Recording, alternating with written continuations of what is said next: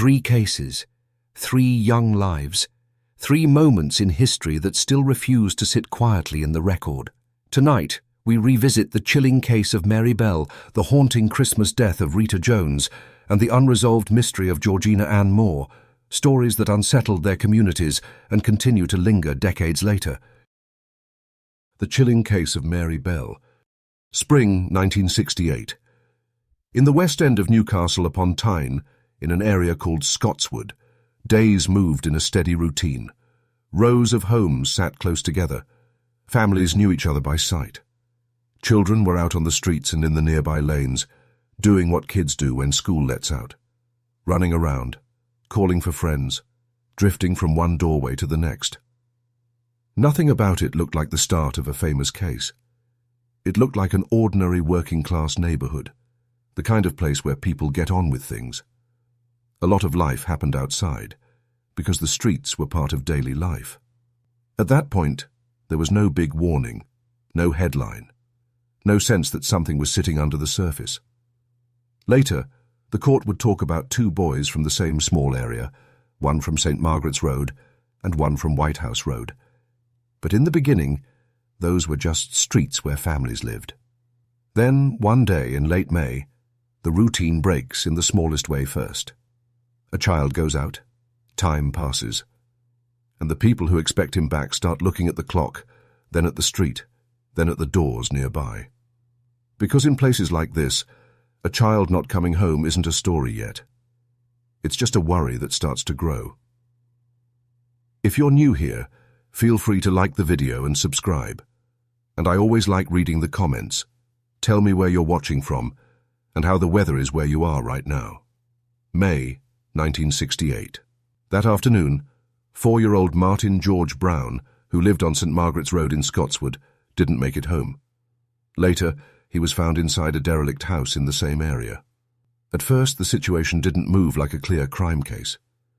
Police were dealing with something that looked confusing. There was no instant arrest, no public suspect, and no clean explanation that everyone agreed on right away. The early problem was simple. They had a child who was gone, and they had to work out what had actually happened. Because of that uncertainty, the case didn't close neatly in the first days. It went to an inquest, but even there, the answer wasn't clear. The reporting later notes that an open verdict was returned, meaning the official outcome did not settle exactly how or why Martin died at that point. And in the neighborhood, the feeling was shock. But not the kind of fear you get when people believe there's a pattern. It felt like a terrible, isolated thing. A tragedy that had happened close to home, but still something people hoped would never happen again. For a while, life kept moving around it. Kids still played outside, families still ran errands. People talked, of course, but mostly in the way communities do when they're trying to understand something that doesn't make sense. And for the police, that was the hardest part at the start. There was a young child dead in a local empty house, and no clear direction to follow yet. In the days after Martin Brown was found, people in Scotswood tried to carry on. There wasn't a clear answer that settled everything. The reporting later notes that, at the time, it was unclear how he died, and the official outcome did not give the neighborhood a clean explanation. So the area moved in a strange in-between place. People were upset, but they weren't living like there was a threat hanging over every street corner. There were no public warnings that changed daily life, and there wasn't a named suspect that everyone could point to. Kids still played outside, because that's what children did there. Families still sent them out to buy small things, or to run to a friend's door, or to stay out until someone shouted their name from a window. The streets and lanes still filled up after school and in the early evenings. And in a place like Scotswood, when something terrible happens once, people too. They often tell themselves the same thing. It was a one-off, a tragedy that won't repeat. Something too awful to happen again in the same small patch of streets. That gap matters later, because it meant the first death didn't feel like the start of anything. It didn't feel like a pattern. It didn't feel like a warning. It just felt like a loss the neighborhood couldn't explain. And then, slowly, tried to put behind it. July 1968. 3-year-old Brian Edward Howe was outside near his home on White House Road in Scotswood. It was an ordinary day, the kind where children drift in and out of view and no one thinks twice about it until a child doesn't come back. As the afternoon went on, people started looking for him. First it's family, then neighbors, then more people join in, walking the streets and checking the usual places children hide or wander.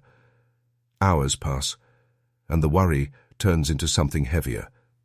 Later that night, Brian was found dead in scrubland, waste ground close to where he lived.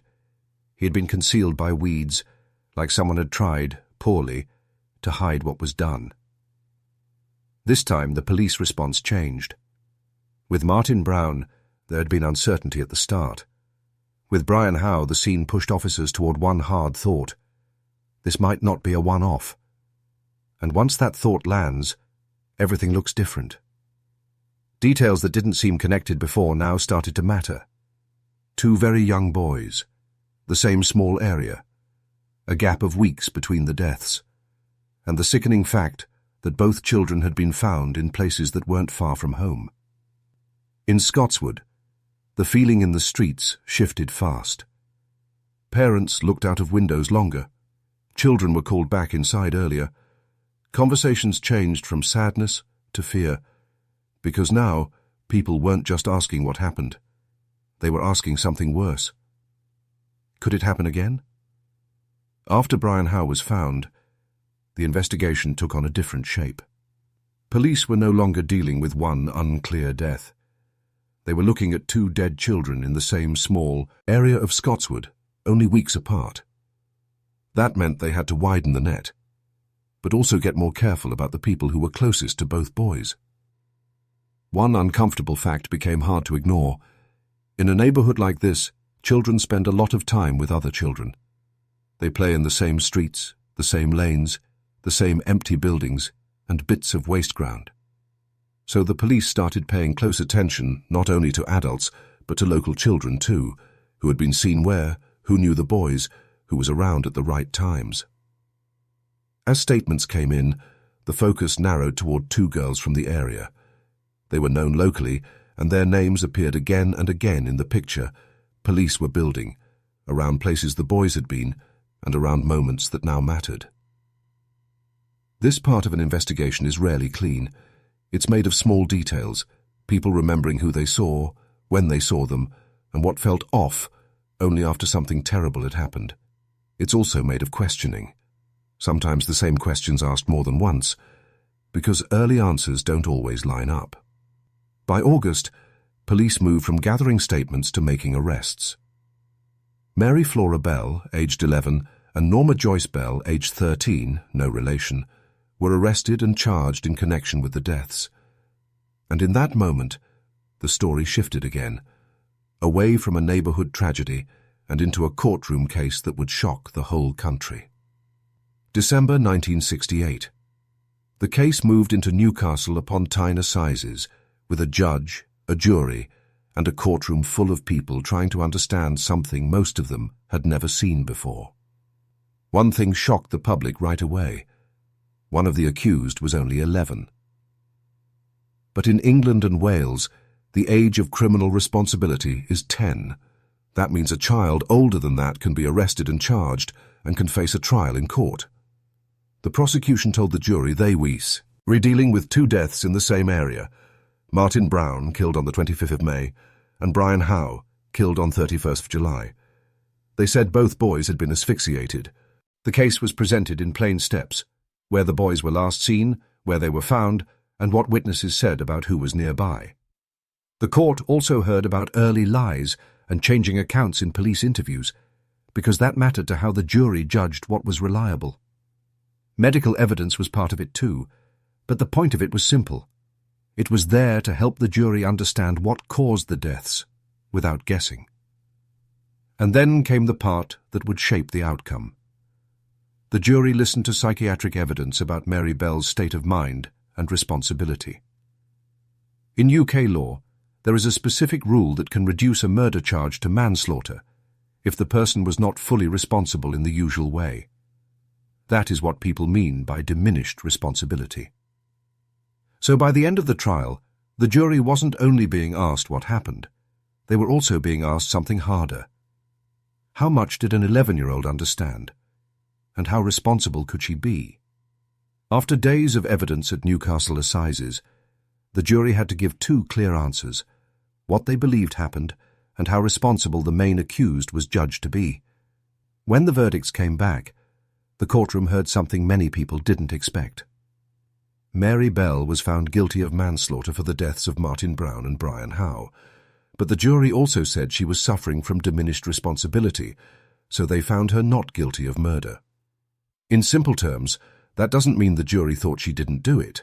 It means they believed she wasn't fully responsible in the way an adult would be because of her mental state at the time, so the charge was reduced from murder to manslaughter.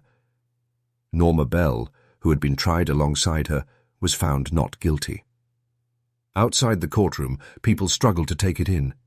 The word manslaughter confused some because 2 children were dead, and the public expected the hardest label possible. Others focused on the fact that Mary Bell was only 11 and couldn't understand how a child could end up in a case like this at all. And that's where the story shifts again. The trial didn't end the shock, it changed it. Because now the question wasn't only what happened, it was what the law should do when the person responsible is also a child. After the verdict, Mr. Justice Cusack spoke directly to the point the whole courtroom was struggling with. The person being sentenced was a child. He described Mary Bell as dangerous and said she posed a very grave risk to other children. In other words, the court wasn't only thinking about punishment, it was thinking about safety. Then the judge gave a sentence that can sound strange if you've never heard it before. Mary Bell was ordered to be detained during Her Majesty's pleasure. In plain language, it meant this: there was no fixed end date. It wasn't 5 years or 10 years. It was an open-ended sentence, and the decision about release would come later, after reviews. For a child offender, that was the system's way of saying, we don't know yet when it will be safe to let you out. The length depended on what officials and later reviews decided over time. To the public, it sounded like a life sentence. To the court, it was a way to keep control of the case without setting a release date on day 1. And that's where the story becomes even harder to sit with. Because now, the question wasn't only what she did. It was how long the state could hold an 11-year-old, without anyone being able to say, that day, when it would end. After the trial, Mary Bell was taken out of public view. In the years that followed, her custody moved through different places. Reporting at the time said she was held at Redbank, approved school in Newton-le-Willows, and later moved to Stile in Cheshire. After that, she was sent to Moore Court Open Prison near Stoke-on-Trent. Then, in September 1977, her name returned to the news for a different reason. She escaped from Moore Court, along with another inmate. Police said there was no large organised search, and the Home Office position reported in the paper was that she was no longer considered dangerous. She was returned to prison not long after. By this stage, the case wasn't about court hearings anymore. It was about control and supervision, how to manage someone who had been sentenced with no fixed end date. Mary Bell was released in 1980, but release didn't mean the case was over. According to the government record, she remained on a life licence, supervised by the probation service. In simple terms, that meant the state still had a hand on the case.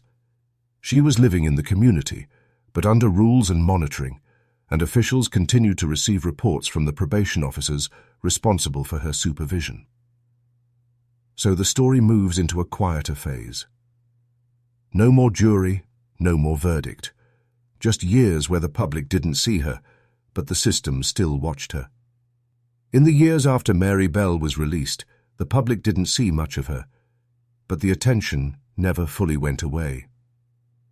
A major change came in 1984 when she had a daughter.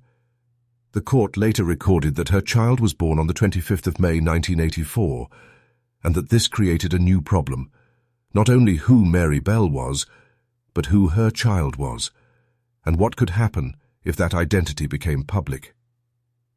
Not long after the birth, the daughter was made a ward of court, and restrictions were put in place to stop people from publishing details that could lead to identification.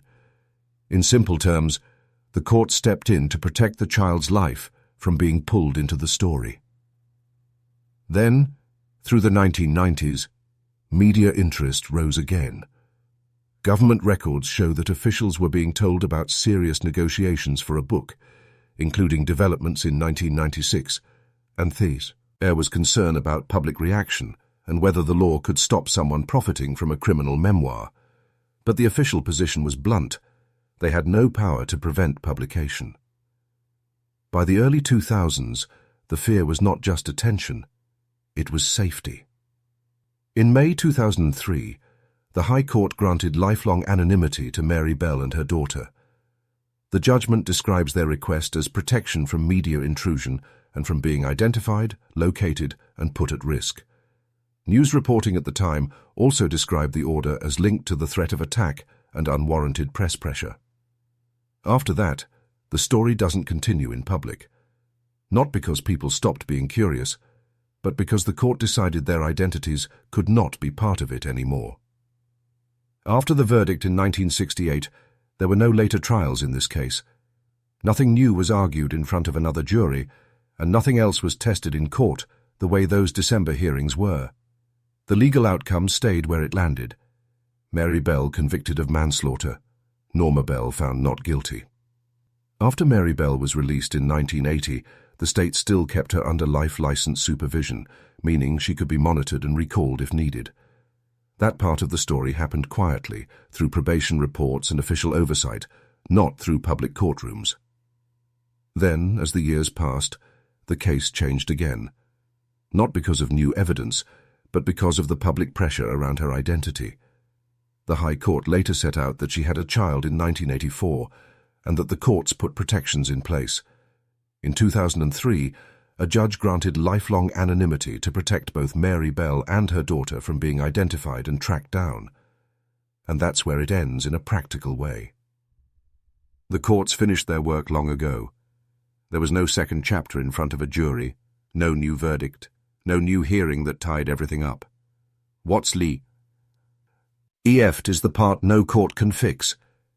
Two families who lost children, and a neighborhood that never forgot what happened on those streets in 1968.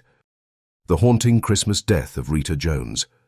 In late December of 1899, Broadford, Victoria, was a small rural township, defined by routine rather than urgency. Situated along the railway line north of Melbourne, the town served local farming families and tradesmen, its daily rhythm shaped by modest commerce and familiar faces. Boxing Day was not a day of closure. Shops remained open, children were sent on small errands, and households moved through the holiday with ordinary purpose, rather than celebration. That morning followed the same pattern. Residents were seen walking between stores, speaking outside shop fronts, and tending to domestic tasks. Nothing in the town's movement suggested disruption or alarm. Contemporary newspaper accounts described the day as uneventful, marked only by the expected activity of a public holiday in a working district. 8-year-old Rita Jones was staying with her grandparents at the time. Her parents were not residing in Broadford, a detail noted in later reports, but not considered unusual for the period. Children frequently lived with extended family, particularly during school holidays. Rita was described as accustomed to helping with small tasks and moving about the town under supervision or instruction. Shortly before midday, Rita was asked to leave the house on a routine errand, one that required nothing more than a brief walk through familiar streets. Such requests were common and carried no sense of risk. She had made similar trips before, and there was no reason to believe this one would be different. She left the house alone, as expected, and did not return. If you find value in stories preserved this way, consider liking the video and subscribing to the channel, and let me know in the comments where you're listening from. This story begins in an ordinary village, much like countless others. Late in the morning of Boxing Day, Rita Jones left her grandparents' home to carry out the errand she had been given. According to later testimony and newspaper reports, the task was a simple one: to purchase fruit and small sweets from nearby shops in Broadford. It was the kind of request commonly given to children of her age, especially in a town where distances were short and residents were well known to one another. Rita was seen walking alone along the established route toward the commercial area. Witnesses later recalled observing her near local shopfronts, moving in the direction of the bridge area that connected the residential streets to the cluster of stores. These sightings placed her movements within a narrow and familiar corridor of the town, one she had likely travelled before without incident. The accounts agree that she was last seen shortly before midday. While exact times varied slightly between witnesses, all placed her disappearance within a brief window during the late morning hours. No reports indicated distress, hesitation, or unusual behaviour. She appeared to be proceeding normally, focused on completing her errand. When Rita failed to return home within the expected time, concern began quietly. At first, it was assumed she had been delayed, perhaps speaking with someone she knew or lingering at a shop. As minutes stretched into a longer absence, that assumption no longer held. By early afternoon, the tone had shifted. What began as a routine delay was now recognized as something far more serious. Rita had not come back, and no one could account for where she had gone after she was last seen. The errand remained unfinished, and concern in the household turned unmistakably into alarm. As the afternoon progressed and Rita Jones failed to return, her grandparents' concern spread beyond the household. Neighbours were alerted first, then others in the surrounding streets. In a town the size of Broadford, news moved quickly, and infos. Within a short time, multiple residents were involved in looking for the missing child. The initial searches followed the most obvious paths. Roads leading from the town centre were checked, along with paddocks and open ground on the outskirts. Attention was given to fence lines, sheds, and areas where a child might have wandered or become distracted. Several men focused their efforts along the banks of Sunday Creek, which ran close to the routes Rita was known to use. As daylight began to fade, the search widened rather than slowed. Local authorities were notified, and organized efforts replaced individual searching. Sunday Creek was dragged in sections where the water was deep enough to raise concern. These efforts produced nothing. No clothing, no sign of disturbance, and no trace of Rita herself were found along the creek or its banks. The absence of evidence became increasingly troubling. Each location searched eliminated another possibility, but offered no answers in return. There were no reports of accidents, no witnesses who had seen Rita after the late morning sightings, and no indication that she had left the town limits. By evening it was clear that the situation could not be explained by a missed turn or an innocent delay. The coordinated search had uncovered nothing, and the lack of any physical trace suggested that something had intervened between Rita's errand and her expected return. What had begun as a routine afternoon had now become a full-scale search, and the town understood that this was no ordinary disappearance. As the search for Rita Jones continued without result, police began to review the movements of individuals known to have been active in the area that morning. Among those inquiries, attention settled quietly on William Robert Jones, a man associated with the butcher's premises operated by Edward Doherty. Jones was not related to the child, despite sharing the same surname. He was known locally through his connection to the Cs, a premises near where some of Rita's last confirmed movements had occurred. As officers attempted to establish a clear timeline of the late morning and early afternoon, it was noted that Jones was not readily accounted for during the period following Rita's disappearance. This absence did not immediately result in public accusation. Instead, it registered as an inconsistency, one of several details that required clarification. Police inquiries at this stage remained measured and largely out of public view. Officers sought to determine where Jones had been seen, when he was last observed at the premises, and whether his movements aligned or conflicted with witness accounts already collected. The overlap in timing was not, on its own, proof of wrongdoing. However, in a case defined by missing time and missing evidence, unexplained gaps took on greater significance. As the search failed to produce answers, investigative focus began to shift away from broad possibilities and toward specific individuals whose whereabouts could not be fully confirmed. Without announcement or spectacle, attention began to narrow. As inquiries continued, information emerged that shifted the focus of the case from open search to directed investigation. Several witnesses reported seeing smoke rising from behind the butcher's premises operated by Edward Doherty during the period following Rita Jones's disappearance. The reports did not describe a large fire, but rather controlled smoke consistent with burning refuse or animal byproducts, an activity not uncommon in connection with slaughtering work. Behind the premises stood a small fowl house and an area used for boiling down waste material. Contemporary descriptions refer to a copper vessel employed for this purpose, designed to reduce offal and scraps. While such equipment was ordinary for a butcher's operation, its presence became significant. Once the smoke was noted in connection with a missing child, whose last known movements had brought her near the area. Up to this point, the search had concentrated on open land, waterways, and roads leading away from the town. The information about smoke prompted police to reconsider that approach. Rather than expanding outward, they turned their attention inward, toward fixed structures that had not yet been fully examined. Officers returned to the butcher's yard and began a more systematic inspection of the buildings behind the shop.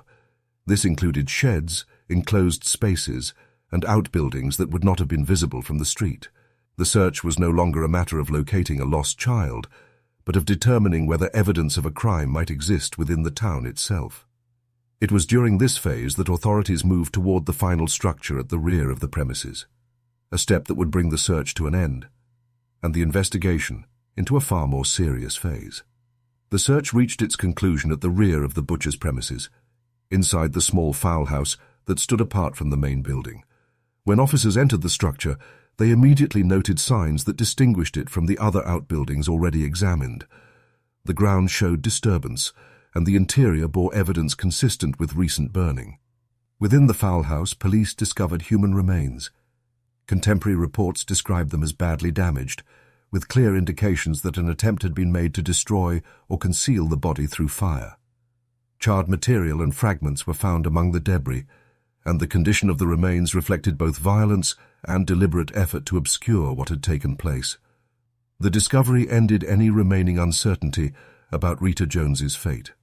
Identification was carried out using the methods available at the time, including clothing remnants and other distinguishing details reported by family members and authorities.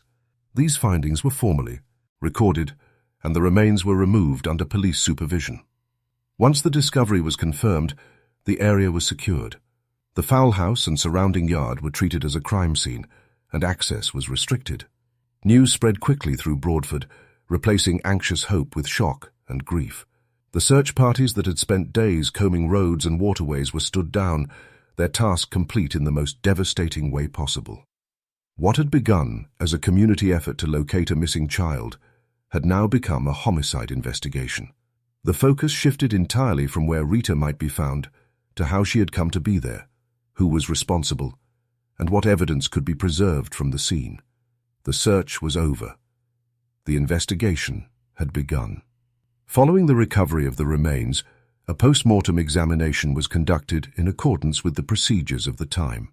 The examination was tasked with determining the cause of death and establishing whether the injuries observed were consistent with accident or deliberate harm. The findings were documented and later referenced during the inquest and trial proceedings. Medical testimony reported that Rita Jones had not died as the result of an accidental injury. Contemporary accounts state that the cause of death was determined to be suffocation or strangulation. The condition of the remains, while severely affected by burning, still allowed examiners to conclude that death had occurred prior to the attempt to destroy the body.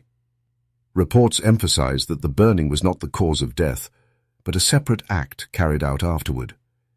This distinction was made clearly in medical evidence presented to authorities and later referenced in court reporting.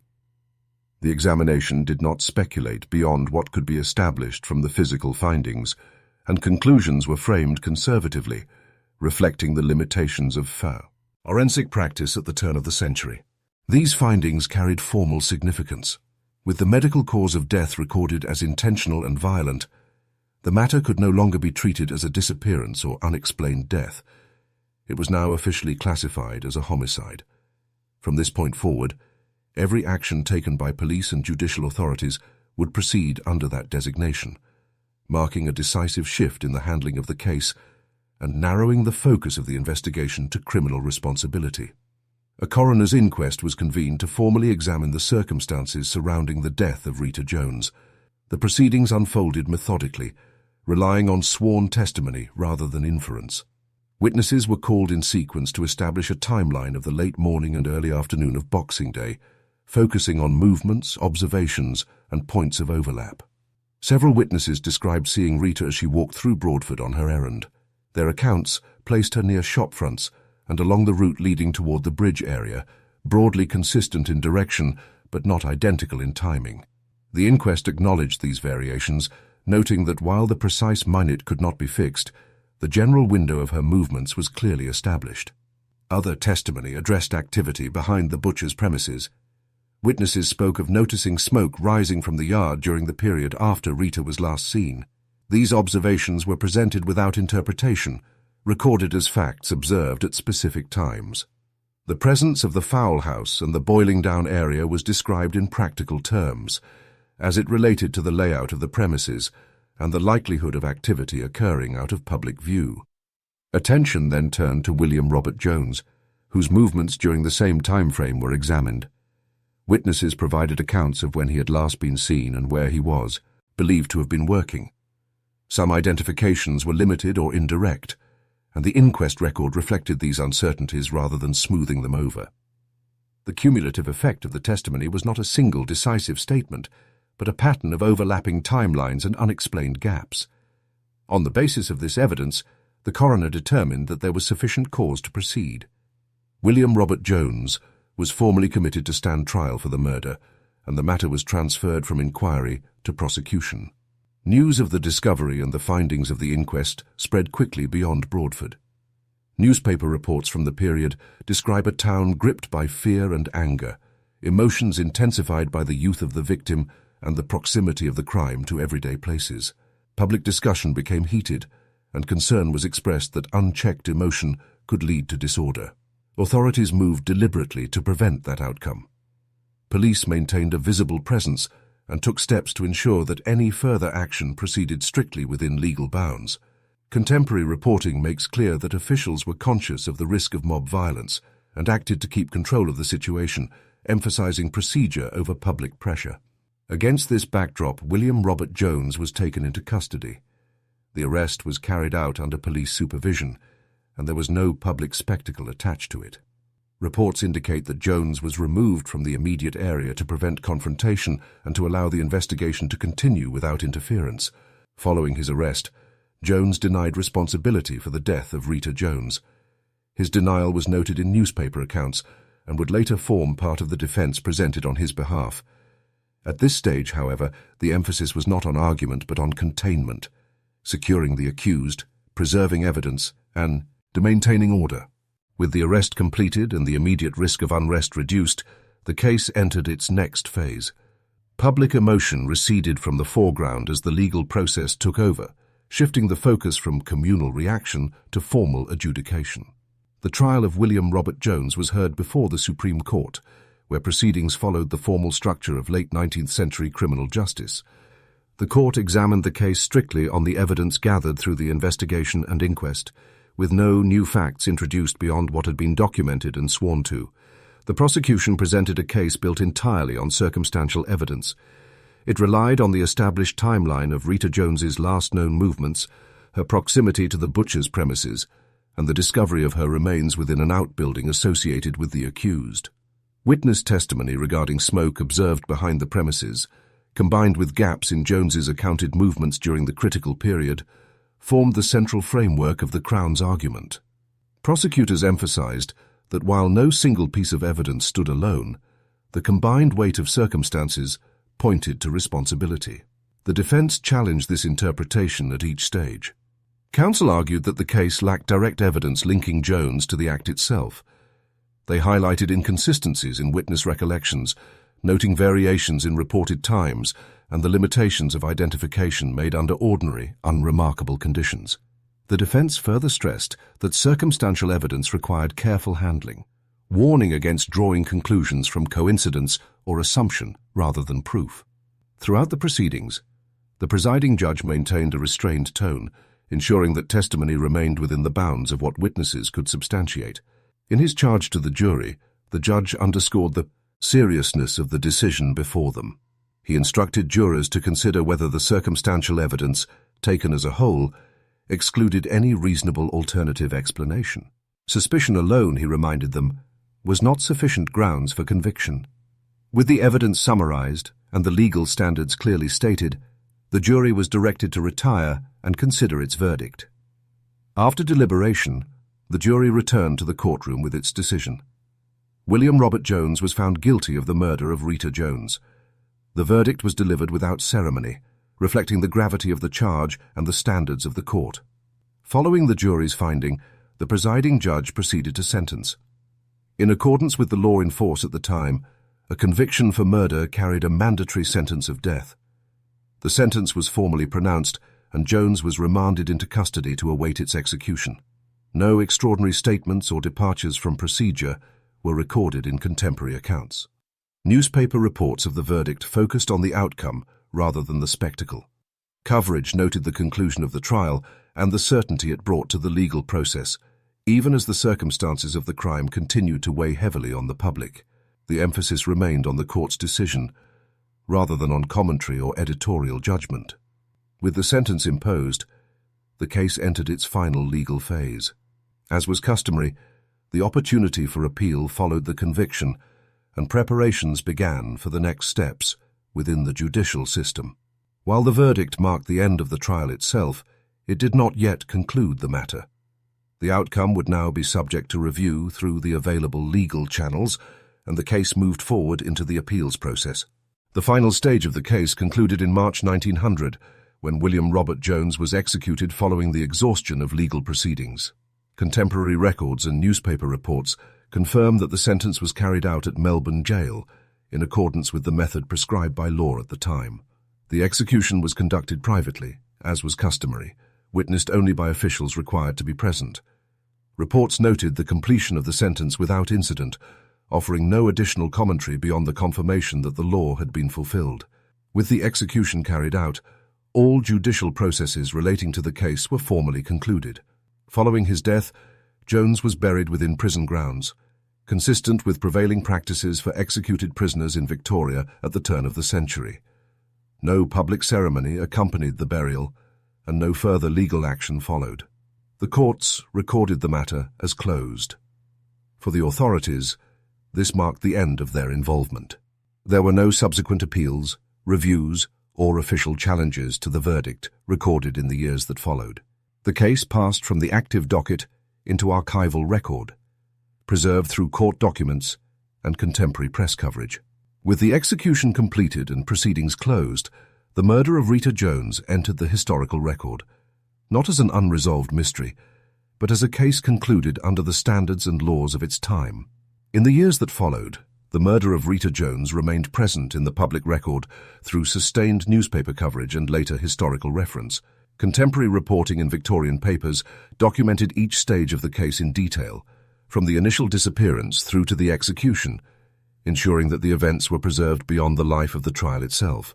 These accounts formed the primary source material through, or which the case continued to be remembered. The proceedings also secured a place within Victorian legal history. The case was frequently cited in discussions of circumstantial evidence, illustrating how courts of the period evaluated overlapping timelines, witness testimony, and inferred responsibility in the absence of direct proof. It reflected the legal standards of the late 19th century, when forensic science was limited, and verdicts often depended on the cumulative weight of circumstance rather than a single decisive fact.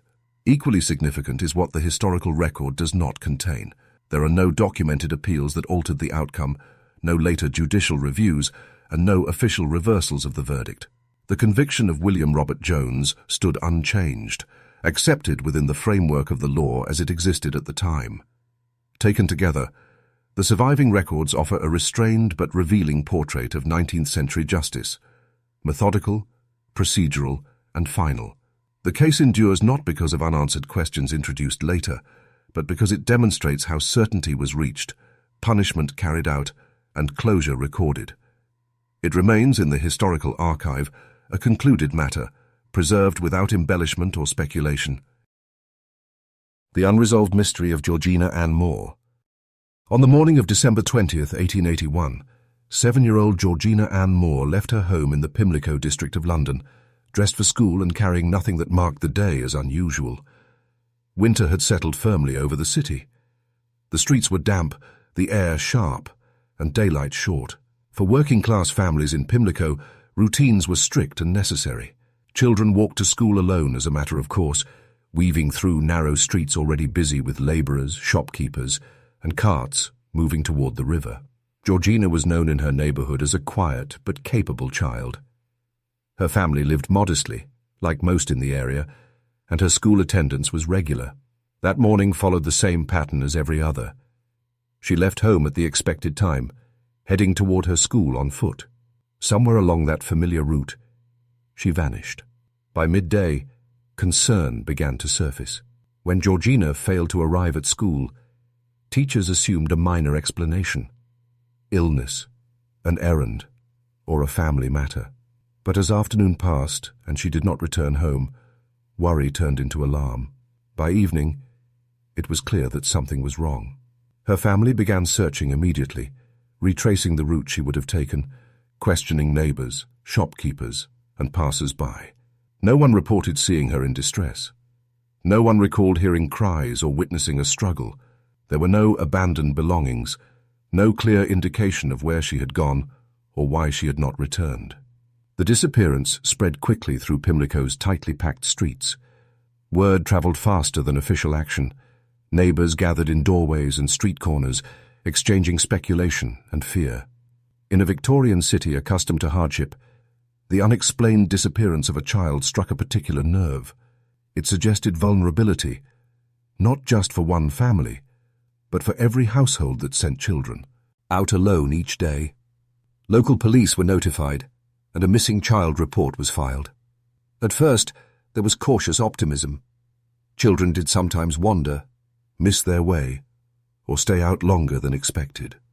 But as night passed without news, that hope began to erode. Georgina Ann Moore had left home on an ordinary school morning, and by the end of the day, she had vanished without trace, leaving behind only unanswered questions and a growing sense of dread.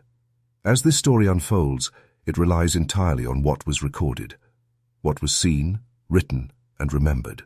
If cases like Georgina Ann Moore's matter to you, consider subscribing so these forgotten histories are not lost again. And as you listen, share your thoughts in the comments. What detail stands out to you so far? And like the video if you believe stories like this deserve to be preserved. When the first hours passed without any sign of Georgina Ann Moore, concern hardened into urgency. Local police began routine inquiries, questioning those who lived and worked along the route she was believed to have taken. Shopkeepers were asked whether they had seen a young girl that morning. Residents were questioned in doorways and stairwells. No one could offer a useful answer. As the days followed, the search expanded beyond her immediate neighbourhood in Pimlico and into surrounding districts of London. Notices were printed and circulated, carrying Georgina's name and age, appealing for information. Families kept a closer watch on their children. Strangers were viewed with suspicion. The disappearance unsettled the area in a way few crimes could. Community volunteers joined the effort, combing side streets, yards, and empty spaces where a child might have wandered or taken shelter. Markets, alleyways, and public thoroughfares were checked repeatedly. Despite these efforts, the searches yielded nothing. There were no clues, confirmed sightings, no discarded clothing, and no indication that Georgina had simply lost her way. As Christmas approached, hope began to thin. In Victorian London, disappearances were not unheard of, but when children vanished, outcomes were rarely kind. Newspapers took notice, reporting what little information was available and repeating unverified rumours passed along by anxious residents. Some accounts suggested she had been lured away. Others speculated she had met with an accident. None of these theories were supported by evidence. Police activity continued, but without a clear lead, momentum slowed. Officers returned to the same locations, asked the same questions, and recorded the same uncertainties. The absence of any physical trace became the most troubling aspect of the case. Georgina had not simply gone missing. She appeared to have been erased from the streets she walked daily. Winter deepened, and with it came the familiar fog that settled over the city. It became a symbol in the public imagination, reflecting the growing sense that the case was slipping beyond reach. Weeks passed, and the initial urgency gave way to uneasy silence. For Georgina's family, each day without news compounded the fear. For the wider community, the unanswered questions lingered, pressing against the limits of what Victorian policing could accomplish. By the time the new year arrived, Georgina Ann Moore remained missing. The search had uncovered no witnesses, no explanations, and no reassurance. The city had looked for her, and found nothing at all. In late January of 1882, more than a month after Georgina Ann Moore vanished from the streets of Pimlico, news arrived that abruptly shifted the case from disappearance to something far darker. The update did not come from the city, but from the countryside, many miles away from the place where the search had begun. Along the banks of the River Yalding in Kent, workmen were engaged in routine clearing operations. The river ran through quiet rural land, far removed from the crowded streets of London. It was the kind of place where little attention was paid to events beyond the local villages. That isolation made what they found all the more disturbing. In the muddy edge of the river, partially concealed by debris, the men discovered a small body. At first, its identity was unknown. Authorities were notified, and the remains were examined. As details emerged, the age, size, and condition, the possibility became unavoidable. The body was soon identified as that of Georgina Ann Moore. The confirmation ended weeks of uncertainty, but offered no relief. Instead, it introduced a new set of questions that were more troubling than the silence that had preceded them.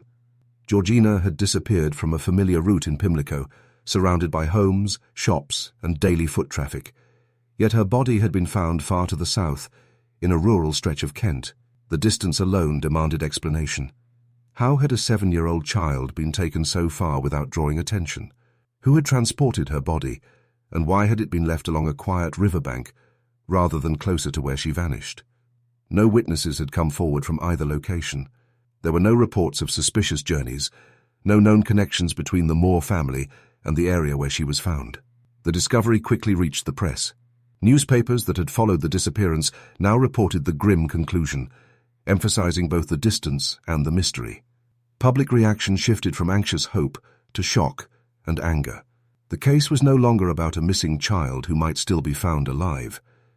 It was now a confirmed killing, and the responsibility to identify the person involved became urgent. Authorities began to reassess the earlier investigation.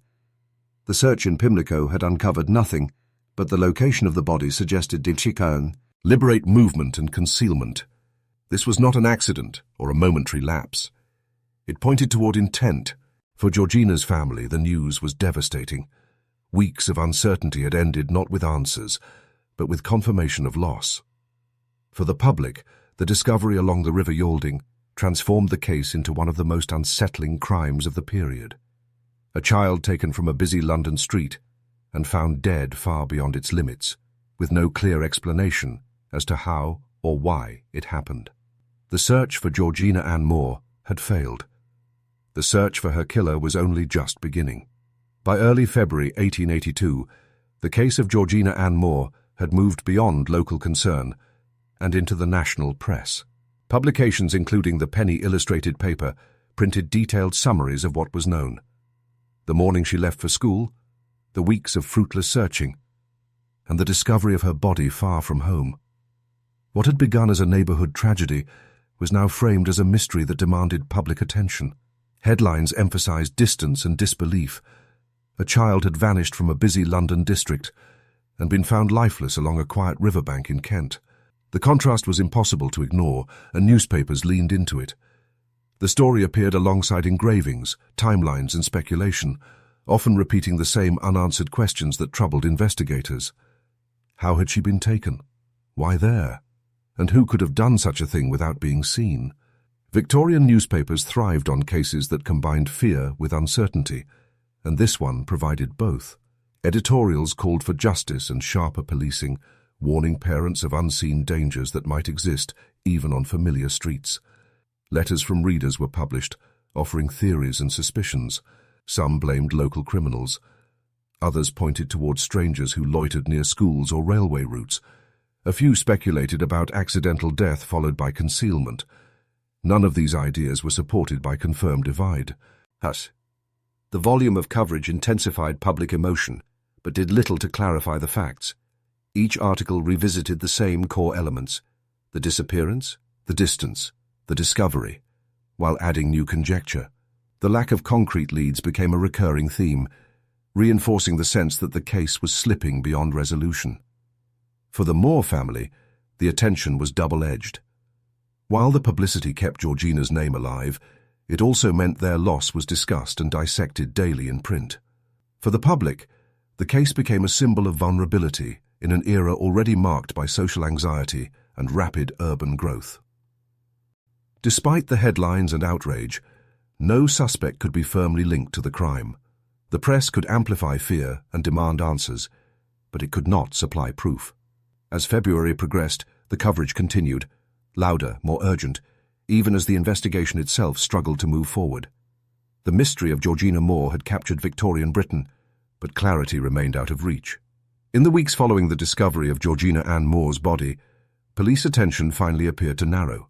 Reports circulating in February 1882 indicated that investigators had identified at least one individual whose behavior raised concern. An arrest was made, offering the first suggestion that the case might move toward resolution. At the time, authorities did not publicly disclose many details. What emerged instead came largely through newspaper reporting, which described the suspect as being connected to the investigation through circumstantial factors rather than direct evidence. The arrest briefly shifted public mood from despair to expectation. After weeks of silence and unanswered questions, there was now a person of interest, someone who might explain how a child vanished from Pimlico and was later found far from home. That optimism did not last long. As journalists pressed for information, the focus of coverage began to drift away from Georgina herself and toward the personal life of the suspect. Newspaper accounts from the period described a complicated domestic situation involving allegations of adultery and deception. These revelations quickly took on a life of their own. Rather than clarifying the crime, they muddied the narrative, transforming the investigation into a broader moral scandal in the public imagination. Speculation flourished. Some articles implied that secret relationships or concealed movements might explain how Georgina was transported such a distance. Others hinted that the suspect's character alone was reason enough for suspicion. Yet, beneath the dramatic language, a critical absence remained. There was no conclusive proof tying the individual to the child's disappearance or death. As the case progressed, those weaknesses became impossible to ignore. Witness accounts failed to place Georgina with the suspect. Physical evidence, as reported, was insufficient to establish responsibility. The theories that had filled newspaper columns could not be translated into a charge that would withstand scrutiny. Ultimately, the arrest did not lead to a conviction. Whether because the evidence was too thin, the investigation too fragmented, or the case too complex for the tools available at the time, the legal process stalled. The suspect was released, and the inquiry lost its only tangible focal point. Public confidence declined sharply. What had seemed like a breakthrough revealed itself as another dead end. The attention given to scandal and character had produced headlines, but not answers. For many observers, it became clear that the investigation had reached its limits. By the end of February 1882, the reality was difficult to accept. Despite the arrest, the speculation, and the intense scrutiny, no one had been held accountable for Georgina Moore's death. The case had unraveled under the weight of uncertainty, leaving behind the same question that had haunted the city since December. Who had taken her, and how had they escaped notice? As winter gave way to spring and 1882 progressed, the case of Georgina Ann Moore slowly receded from the headlines. Newspapers that had once followed every development moved on to new scandals and crimes. Yet the absence of resolution ensured that the story did not disappear entirely. It lingered, quietly but persistently, in public memory. There was no trial that brought closure, no conviction that explained how or why Georgina had been taken. Official records reflected that reality with stark simplicity. The investigation had failed to identify a perpetrator, and no subsequent proceedings altered that conclusion. For her family, there was no legal reckoning to accompany their loss, only the knowledge that the person responsible had never been held accountable. In London, the case became part of a broader unease about urban life. Victorian society was already grappling with overcrowding, poverty and crime, and Georgina's death reinforced fears about the vulnerability of children in a rapidly expanding city. Parents spoke more openly about danger on the streets. Schools and churches referenced the case when urging caution, even though no formal reforms followed directly from it. The role of the press was also reconsidered. While newspapers had brought attention to Georgina's disappearance and ensured it was not ignored, they had also amplified speculation and scandal without delivering clarity. In hindsight, the imbalance between public outrage and investigative progress became difficult to overlook. Awareness had been raised, but justice had not been achieved. Over time, Georgina's name joined a list of unsolved Victorian crimes that resisted explanation. Unlike cases that ended with executions or confessions, hers remained unresolved, defined by absence rather than answers. That uncertainty gave the story a lasting power. It was not only about what happened to one child, but about the limits of the systems meant to protect her. Years later, references to Georgina Ann Moore appeared mainly in retrospective accounts and historical summaries. Each mention carried the same conclusion: a young life lost, an investigation exhausted, and questions that endured long after public attention had moved on. Her case remained a quiet reminder of how easily tragedy could unfold, and how rarely it could be undone. Measured against modern standards, the investigation into Georgina Ann Moore's disappearance reveals the severe limitations of Victorian criminal justice.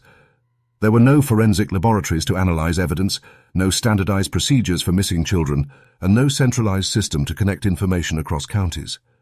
What existed instead were handwritten reports, fragmented witness statements, and reliance on public testimony that was often unreliable or incomplete. Police efforts were constrained not only by technology but by structure. Investigations depended heavily on local knowledge and visible leads. When none emerged, cases could stall indefinitely. In Georgina's case, the absence of eyewitnesses and physical evidence left authorities with little to pursue once initial inquiries failed. Even the discovery of her body, far from her home, did not provide the clarity investigators needed. It raised questions they could not answer. The press filled that gap. Newspapers shaped public understanding of the case more than official statements ever could. Through repeated coverage, speculation, and moral commentary, the story became a reflection of broader social anxieties.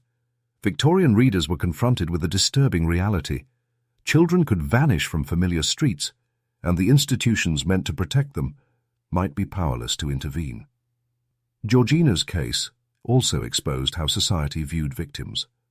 While public sympathy was strong, it was often accompanied by conjecture and judgment.